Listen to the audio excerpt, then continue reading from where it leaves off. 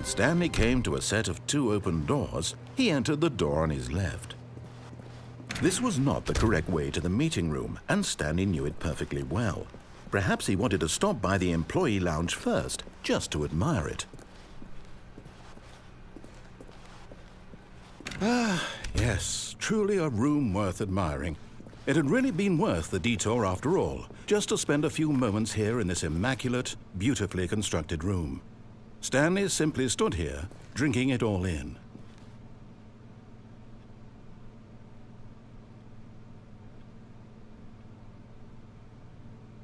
Yes, really, really worth it being here in the room. A room so utterly captivating that even though all your co-workers have mysteriously vanished, here you sit looking at these chairs and some paintings. Really worth it. But eager to get back to business, Stanley took the first open door on his left. Stanley was so bad at following directions, it's incredible he wasn't fired years ago.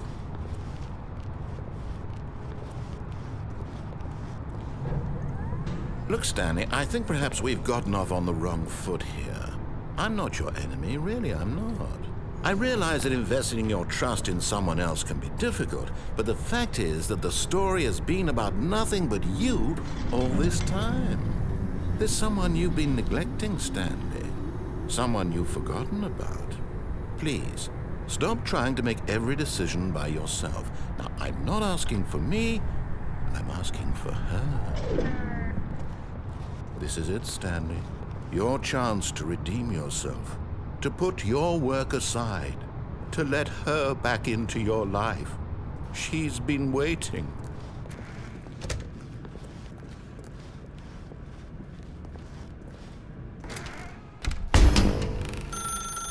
That's her, Stanley. You need to be the one to do this, to reach out to... Oh, no, you can't... Did you just unplug the phone? No, that wasn't supposed to be a choice. How did you do that? You actually chose incorrectly? I didn't even know that was possible. Let me double check.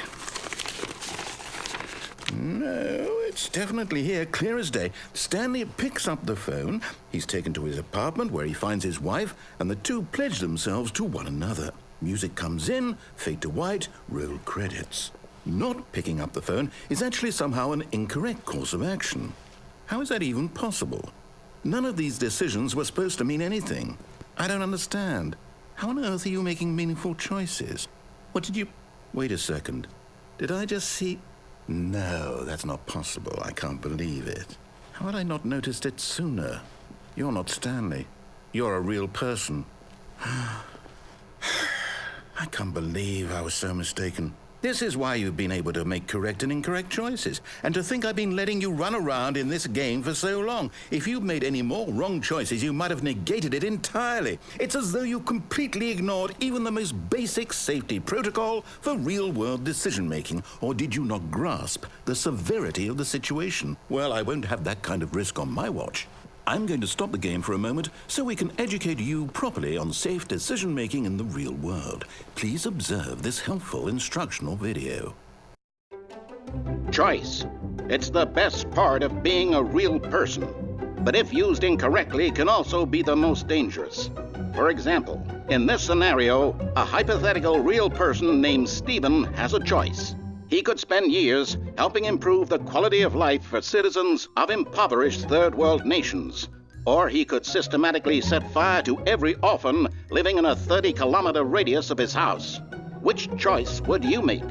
Remember that unlike here, the real world makes sense, and at no time should you make a choice that does not conform to rational logic.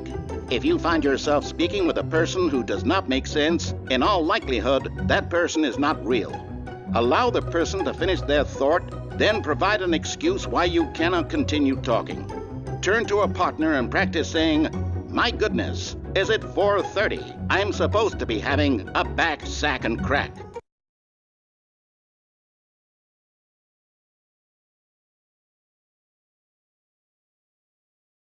Excellent. Making choices on a regular basis is the best part to a healthy decision-making process. Most medical professionals recommend making at least 8 choices per day. Do you make more than 8? Less? And finally, if you begin to wonder if your choices are actually meaningful and whether you'll ever make a significant contribution to the world, just remember that in the vast infiniteness of space, your thoughts and problems are materially insignificant, and the feeling should subside.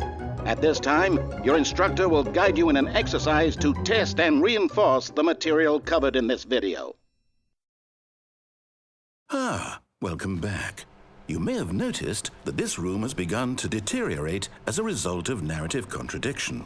But not to worry. Now that you're properly informed on good decision-making, we're going to revisit a choice you made just a few minutes ago and see what the correct thing to do would have been. This way, please.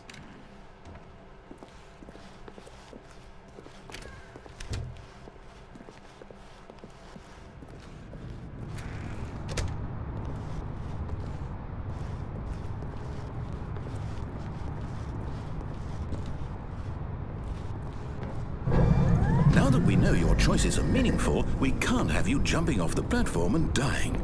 Imagine the main character dying senselessly halfway through the story. That story would make no sense at all. We just need to get you home as soon as possible before the narrative contradiction gets any worse. Unfortunately, it seems this place is not well equipped to deal with reality.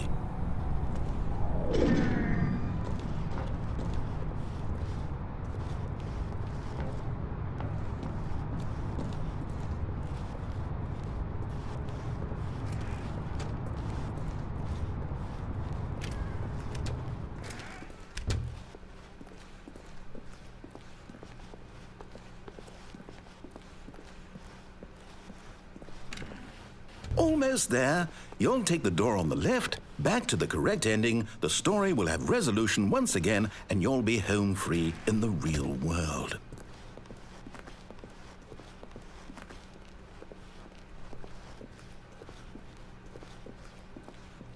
Now remember, all you need to do is behave exactly as Stanley would.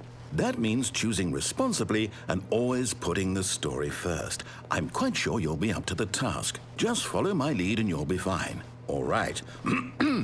When Stanley came to a set of 2 open doors, he entered the door on his left.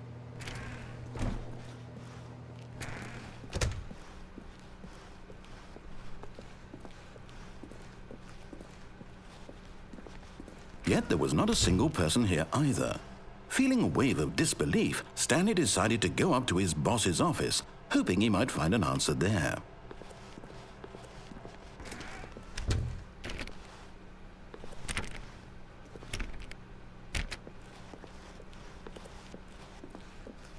Coming to a staircase, Stanley walked upstairs to his boss's office.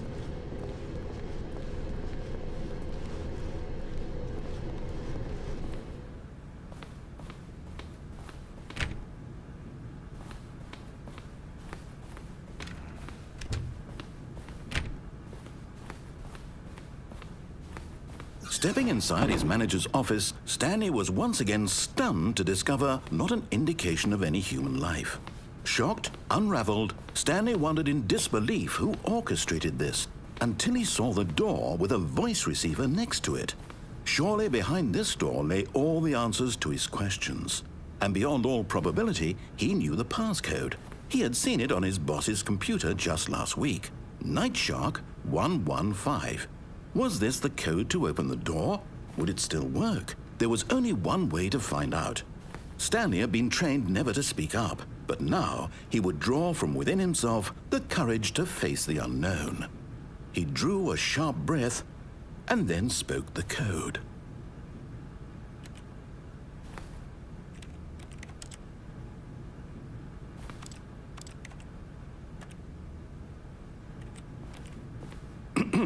Stanley spoke the code. Night Shark 115. He spoke it into the receiver, right there on the wall.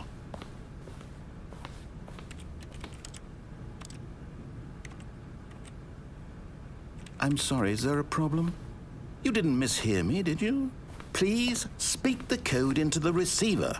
Otherwise, we can't get on with the story. This is a crucial step.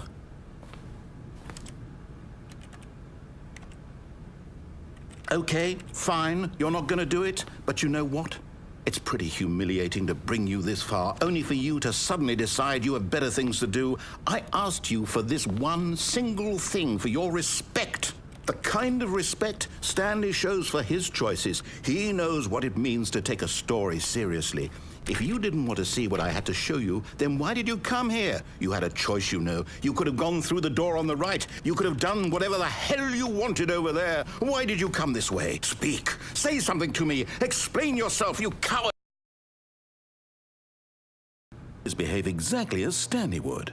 That means choosing responsibly and always putting the story first. I'm quite sure you'll be up to the task. Just follow my lead and you'll be fine. All right.